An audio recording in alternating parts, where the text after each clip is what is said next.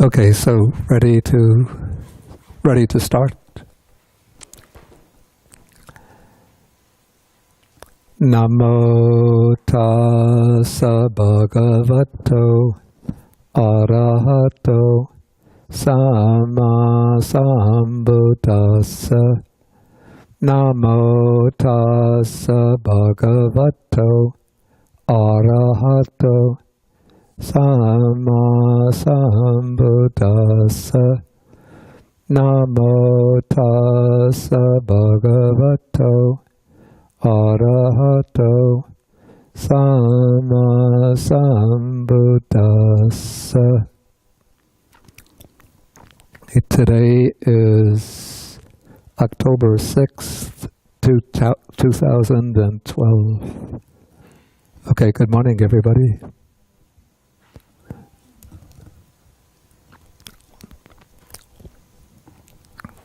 Okay, so we're continuing now with the examination of the Angulimala Sutta. This is Sutta number 86 in the Majjhima Nikaya. And last week, first I spoke a little bit about the background story of Angulimala, which comes from the commentary. And then we examined the sutta up through the conversion experience of Angulimala. I think we only got through about paragraphs, section 7 last week. Is that correct?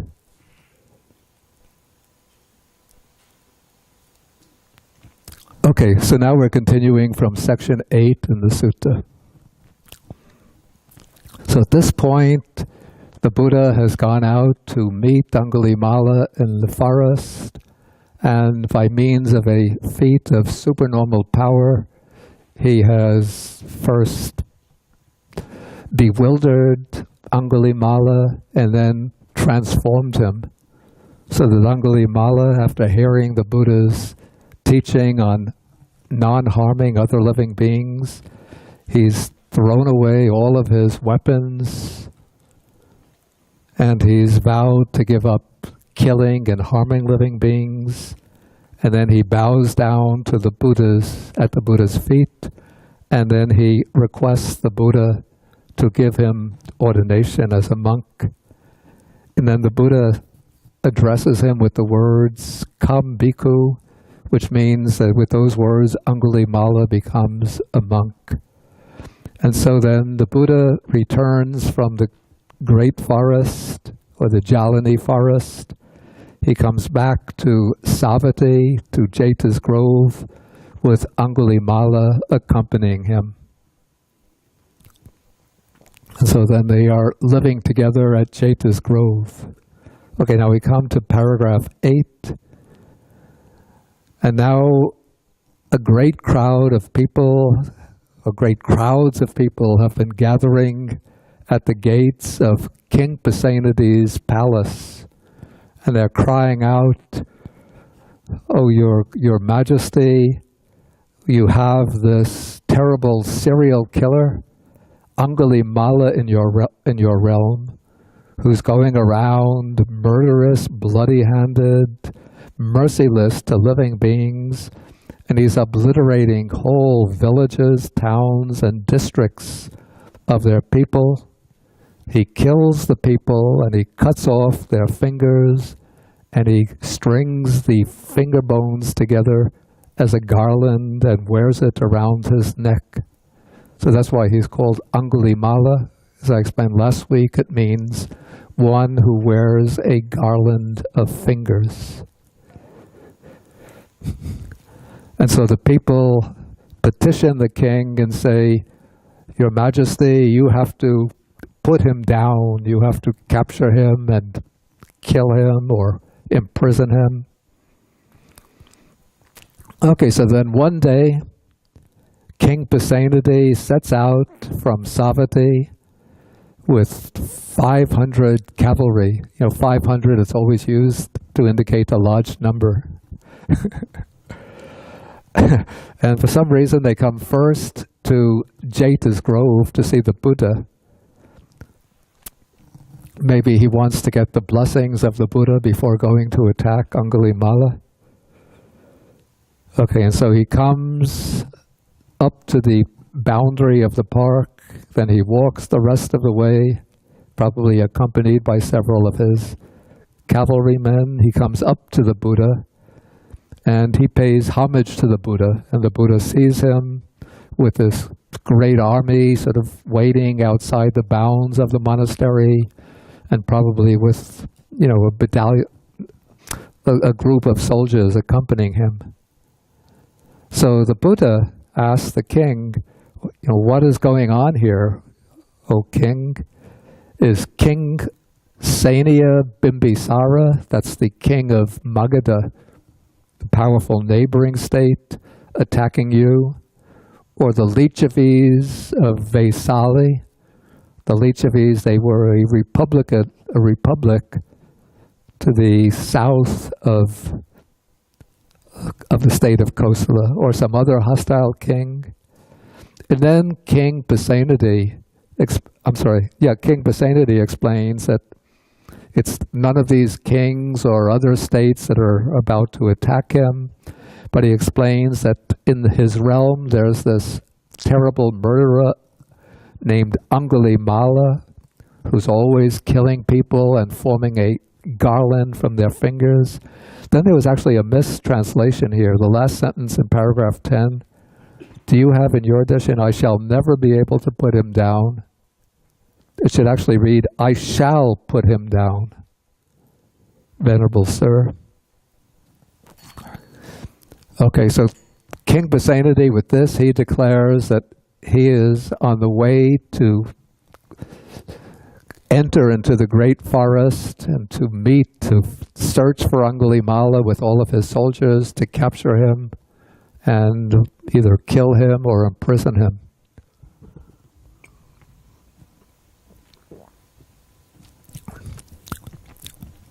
But now the Buddha is going to surprise King Pasenadi. And he does so by asking a question, almost as if, it would seem almost to King Pasenadi, almost as if the Buddha is pulling his legs or trying to play a joke on him.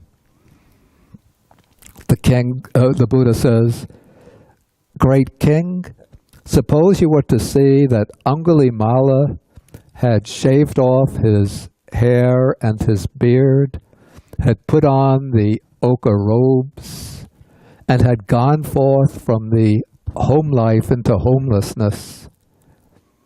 That would seem almost very, very unlikely, very improbable. And then not only had he gone forth to become a monk, but he had taken upon himself the vows to abstain from killing living beings,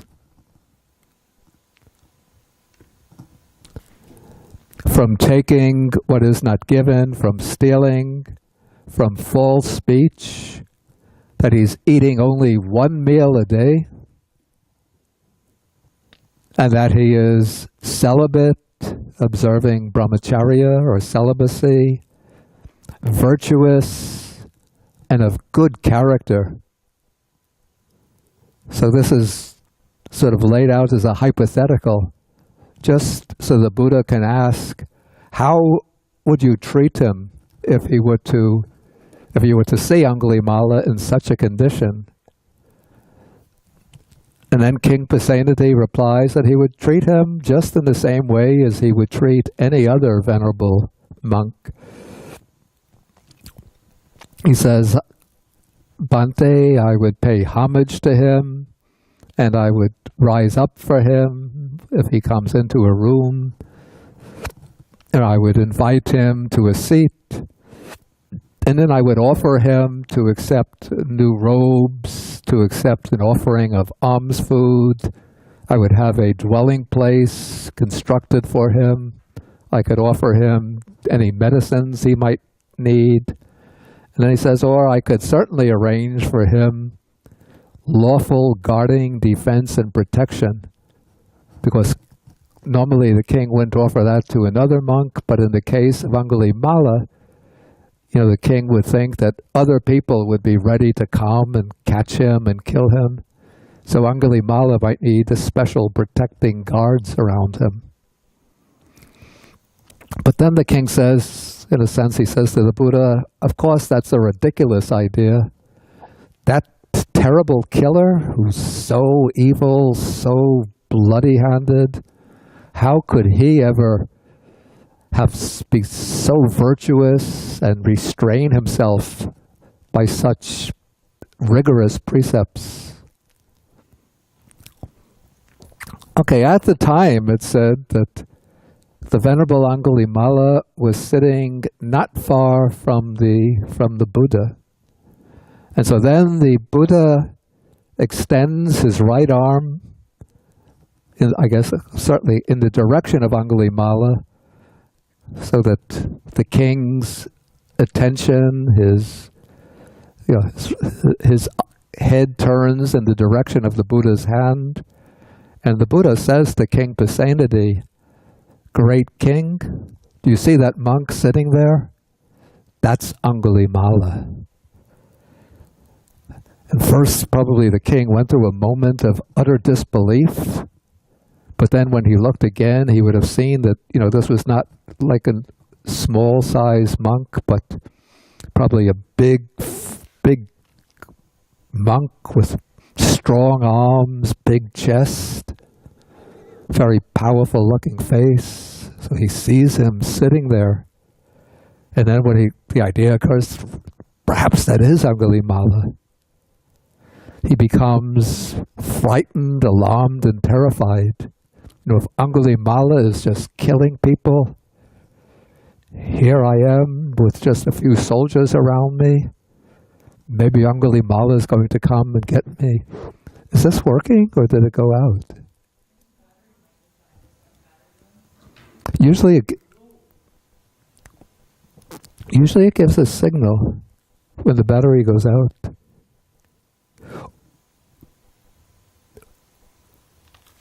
Oh, maybe that is the red light.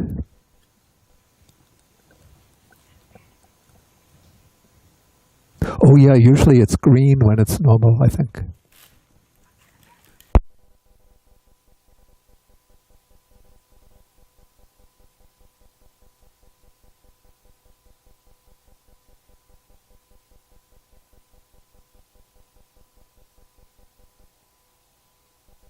Okay, anyway, those are new batteries now.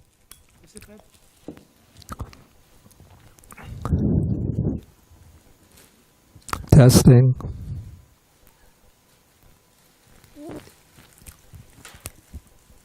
Testing, 1, 2, 3. Is my voice coming through clear in the back? Can you hear me clearly? Okay. Testing, 1, 2, 3, testing. Testing, 1, 2, 3.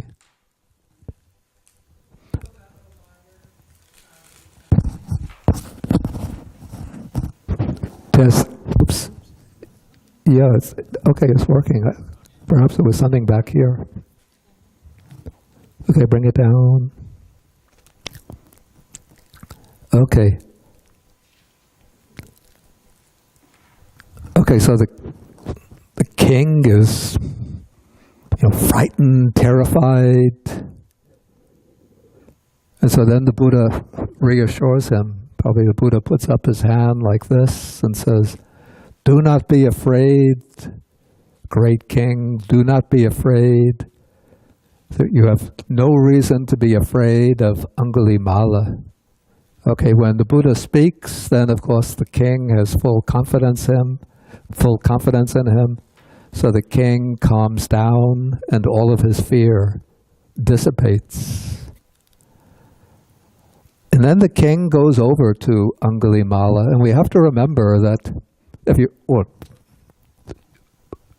to remind you of what I said last week, that Angulimala was the son of one of the Brahmins in the court of King Pasenadi.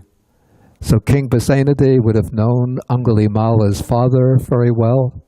And of course he would have seen Angulimala when he was a boy and a young man, before Angulimala went off to, apparently, to study in Takshila. And also Angulimala, as I mentioned, was not his real name, but Angulimala was just a sobriquet, a nickname given to him because he wore the fingers, the garland of fingers around his neck. So the king comes up to Angulimala now, and he says, "Venerable Sir, is the noble lord," that's a kind of polite way of addressing a monk, "is the noble lord really Angulimala?" And Angulimala says, "Yes." And now the king wants to test him to make, maybe the king is still not completely ready to believe that this is Angulimala. So the king is going to test this monk in front of him by asking about his family name. So he says, "Venerable Sir, of what family is your father? And of what family is your mother?" Because King Pasenadi knows the father and mother. So Angulimala says, "My father is a Gaga." A Gaga must be the family, a particular Brahmin family name. "And my mother is from the Mantani line." So then the king says, he addresses him now by his proper name. So he says, "Let the noble lord Gaga Mantani Puta," that's the one whose father's name is Gaga and who is the son of the woman Mantani, "rest content. I shall provide robes, alms food, a dwelling place, and medicines to the Venerable Gaga Mantani Puta." Okay, so the king wants to show his respect and reverence to this venerable one who's Angulimala by making the offering to him of what are called the 4 requisites.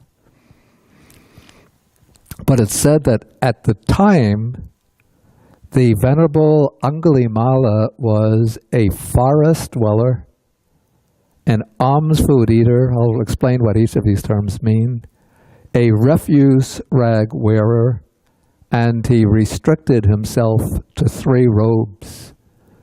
Okay, now these, what's stated here, are certain ascetic practices that many of the monks in the Buddha's time, even at present, undertake.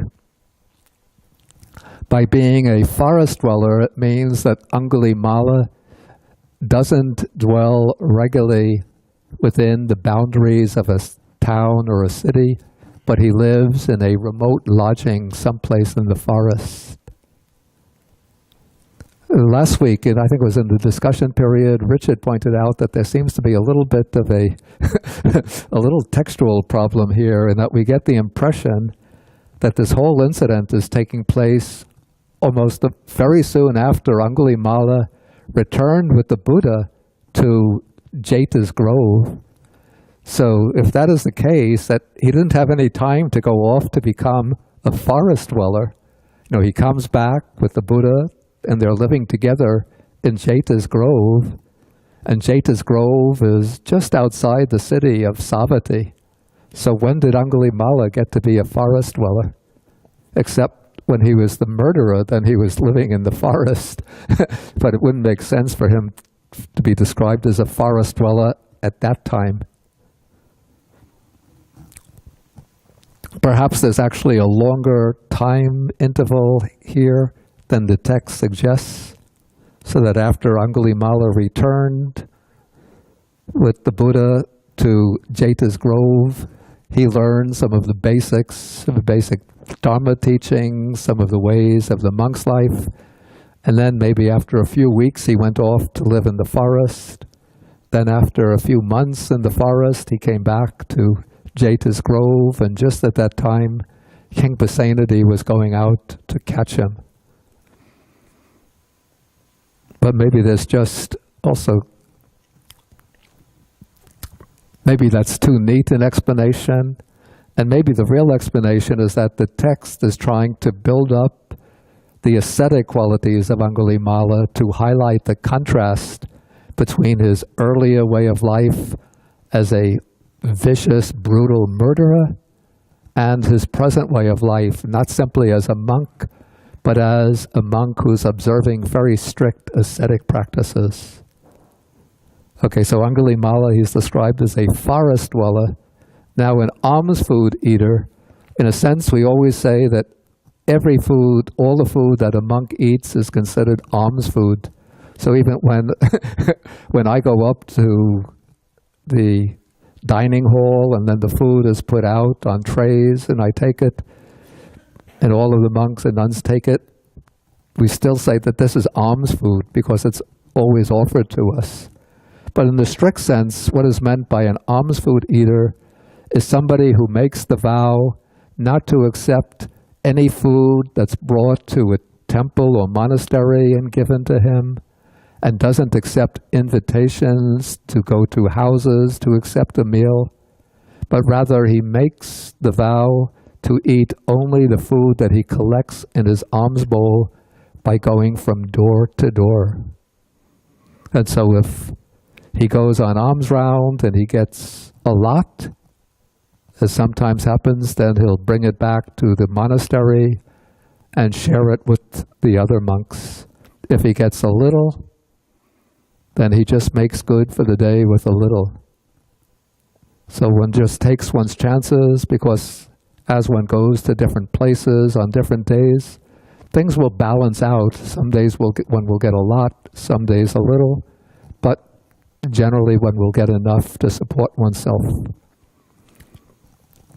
During my own days in Sri Lanka, sometimes, especially when I was staying in the city, I used to like to go on alms round, but many days one has to do with what we used to call bananas and bread days.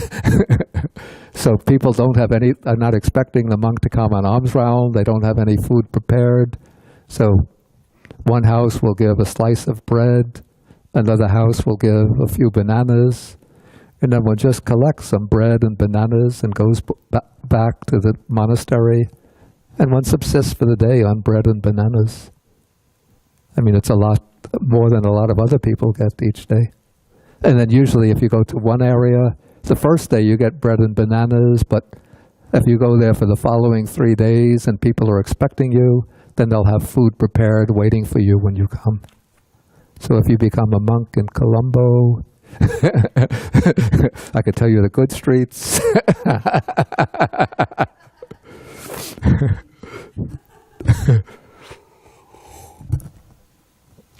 I had a friend in Sri Lanka at that time. when I was finished preparing the edition of the Majjhima Nikaya, and I was writing the introduction, he said, make it a point in the introduction to drop indications of what are the good streets for alms round in Colombo.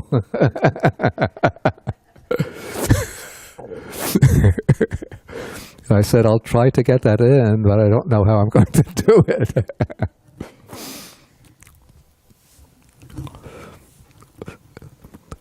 Then he came to visit me a few months ago, and he said, you know, I looked at your version of the Majjhima Nikaya and I'm really disappointed in it. I said, why? A lot of people are liking it. And he said, remember we made an agreement that you would indicate the good streets for alms round in Colombo? I read the introduction and you didn't say anything about that. Okay, so that's the practice of the alms food eater. What's called the refuse wearer means that one makes the vow not to wear ready-made robes. Like this is a ready-made robe. So, you know, it's already, the pieces of cloth are already sewed together, you know, by probably a professional seamstress, is that what they call it? Tailor, then dyed a nice color and folded nicely and just ready to wear. But a refuse robe means that there are some monks, and even today there are some, but not as many, who make the vow to prepare their robe from pieces of cloth that they will find discarded. And usually the way they would get what they call the refuse rag is to go to the charnel ground. In the charnel ground, they wrap, I hope, this is, again, I have to put the warning for those with rather sensitive minds. I'll give you 30 seconds to leave. They go to the charnel ground where they wrap the dead bodies in this white cloth and just discard the bodies. Or maybe they just take a cloth to cover up the private parts and cast the body there. And so then the monk who wants to make a rag robe would go to the charnel ground with a knife and cut off pieces of cloth and bring them, after collecting enough pieces, bring them back to the monastery and then cut them into the proper rectangular shapes and make the strips and sew them together. Then wash all of the cloth, dye it, and then he'll wear that as a refuse rag robe. They call it pangsakula. Literally, it means a dust cloth. Okay, and then he restricted himself to 3 robes. So basically, the monk sort of outfit consists of 3 robes. There's the underrobe, which is somewhat like a sarong. That's what the Indian men in India and traditional Sri Lanka wear, like a little bit like a skirt, like a long skirt. Then there is this is the upper robe, and then there's something sometimes called an outer robe or a cloak, which is exactly like the upper robe, except it's double thick. So when the weather gets cold, as it sometimes does, even in South Asia, one will put that cloak over the upper robe, so you have even at that triple thickness. This is a single piece of cloth. The cloak is a double piece of cloth, and so that will protect one from the cold. But sometimes monks, because they have to wash robes, and so they'll also have extra robes apart from those 3. But somebody who wants to observe the ascetic practice makes the vow to use only 3 robes. Actually, they'll have 3 robes and then usually something called the bathing cloth, because you have to wash the underrobe, and so if you're washing the underrobe, you have to wear something around the lower part of one's body. So then one uses the bathing cloth when washing the lower robe. If one is washing the upper robe, then one uses the outer robe or the cloak in its place till it gets dry.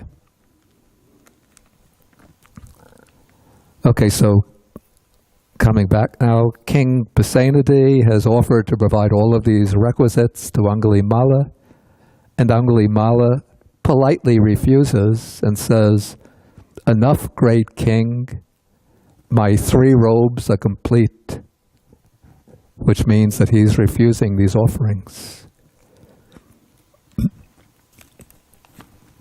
You remember in an earlier sutta, in the Gatikara Sutta about the potter, King Kiki had sent all of this foodstuffs, cartloads of red rice and other foodstuffs to the potter Gatikara, and then the potter Gatikara had politely refused it and said, "The king is very busy and has much to do. I have enough. Let this be. Let this go back to the king himself." So this is showing the quality of fewness of wishes on the part of a layperson. And now this is showing the quality of fewness of wishes on the part of the monk.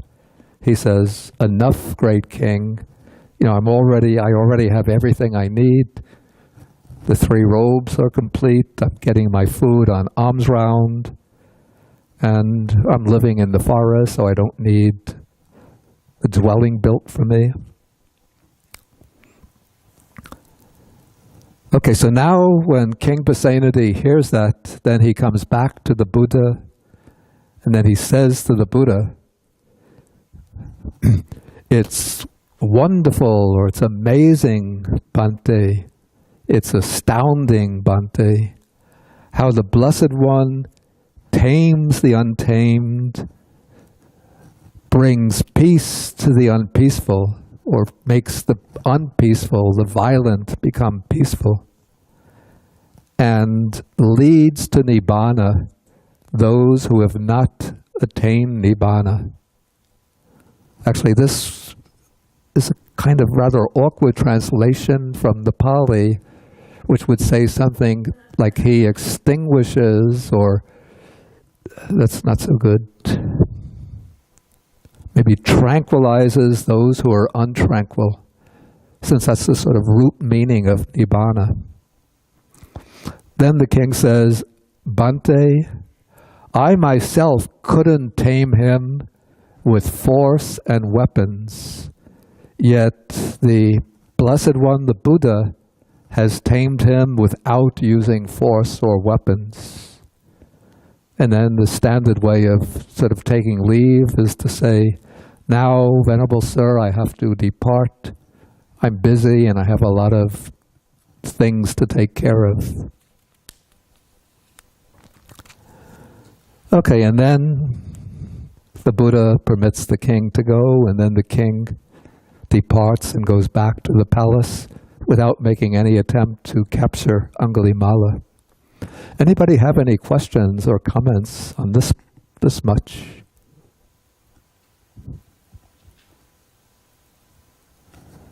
Dana? Just a curiosity, alms round. In Sri Lanka, there's lots of bananas growing on trees. Are you allowed to just pick? No. One has to always receive things that are offered to one.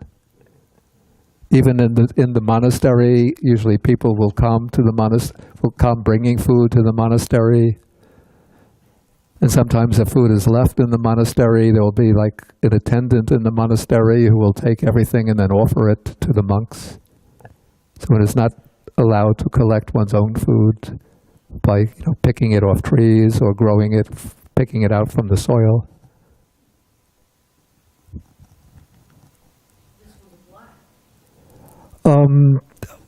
This was a convention in the time of the Buddha that those who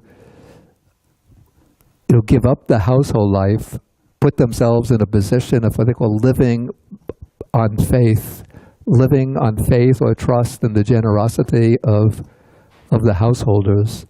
And it was already like a well-established convention, not only amongst the Buddhists, but all of the ascetic communities. Their followers would always depend on either going on alms round or else depending on lay people to come to their monasteries or their dwelling places to make offerings to them. And so that would establish a kind of bond of solidarity between the renunciants and the lay people. And this would be convention followed in relation to the ascetics and wanderers of any tradition. So it wouldn't be the case that Buddhist lay followers would only give alms to the Buddhist monks and nuns, not to the others. But there would be wanderers of belonging to the Jains, the Ajivakas, various other sects, sannyasis, and they would all live on going on alms round. And so lay people would always bring forth this mind of generosity and support them by making offerings whenever they come. And that convention still continues, and especially in Burma and Thailand. In Sri Lanka, it's become not so common for monks to go on alms round, but some do. And in some monasteries, more recently, there's been a tendency to revive that practice. Yes.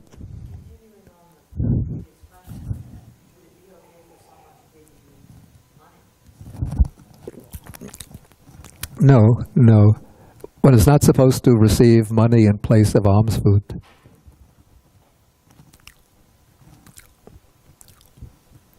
And so it's known that, when monks are on alms round, that sometimes people will give money, and if the monk has like an attendant with him, a lay attendant, they'll give a little packet with the red envelope, or usually they don't give they won't even give the bill, directly from hand to hand, but usually it's put in an envelope, give it to the lay attendant and say, if the Venerable needs anything extra, you can buy for him. But in these countries like Burma, Thailand, Sri Lanka, generally lay people, if they're expecting the monk, they'll already have something prepared. If the monk turns up unexpectedly, they'll give slices of bread or some fruits that they have available. Any other questions or comments? Okay, so let's go on now.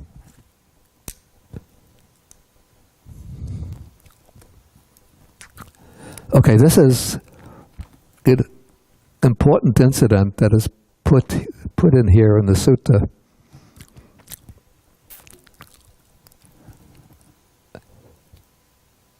Okay, so it's taking like one incident in the later life of Angulimala after he's been a monk for some time.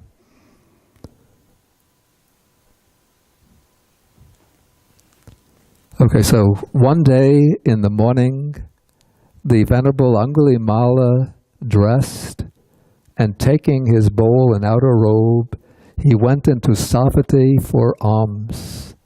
Okay, as he was walking for alms from house to house, he saw a certain woman in difficult labor, that is, having difficulty in giving birth, not doing some difficult work like breaking stones. So she was in difficult labor and painful labor. And it says, I think the commentary says that what happened is that you call it the fetus, still at that point, had turned in the wrong direction when coming out through the birth canal, so that the fetus had gotten stuck in her birth canal. And so if she had continued in that condition, probably both of them would have died. Okay, so when Angulimala saw this, he thought, how sentient beings are afflicted. Indeed, how beings are afflicted. Okay, then after he collects his alms in Savatthi, then he went back to the Buddha and he reported to the Buddha what he had seen and the thought that came into his mind. And now the Buddha gives Angulimala some instruction. He says, in that case, Angulimala, go back into Savatthi and say to that woman, Sister, since I was born, I do not recall that I have ever intentionally deprived a living being of life. By this truth, may you be well, and may your infant be well.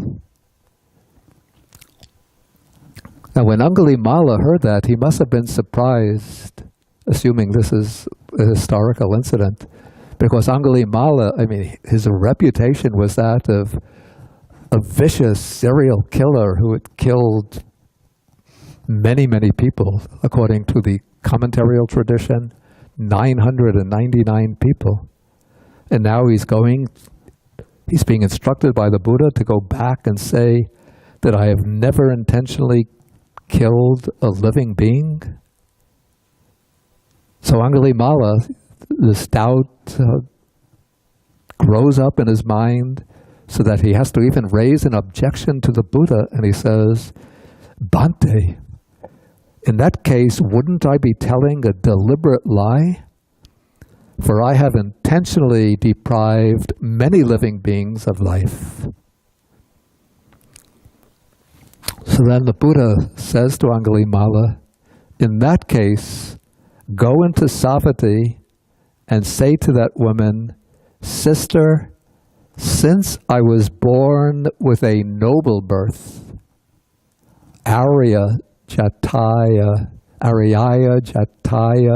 Jato, since I was born with a noble birth, I don't recall that I have ever intentionally deprived a living being of life. By this truth, may you be well, and may your infant be well. Okay, so Angulimala, now he can accept the Buddha's instruction, and so he goes back into Savatthi and he repeats in the presence of that woman, he says to her, "Sister, since I was born with the noble birth, I do not recall that I have ever intentionally deprived a living being of life. By this truth, may you be well, and may your infant be well." And then when Angulimala said that, then the delivery, or the woman's delivery changed. Apparently the infant sort of swerved around into the proper direction, came out smoothly, without any affliction to the infant or to the mother. And so the woman and the infant became well. Now this is a practice that goes back to ancient Indian tradition, probably even before the time of the Buddha. There's a technical term for it, which is called Satya Kirya.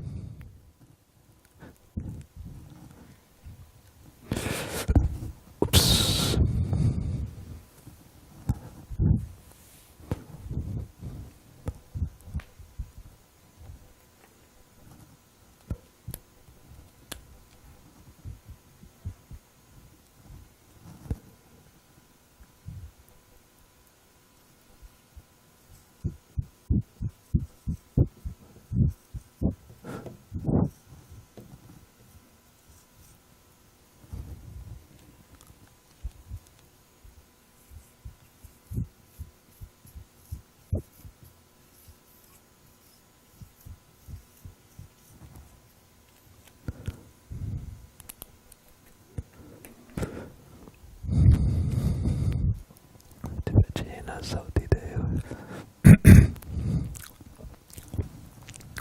This is called Satya in Pali, Satya Kirya, which means literally a doing of truth.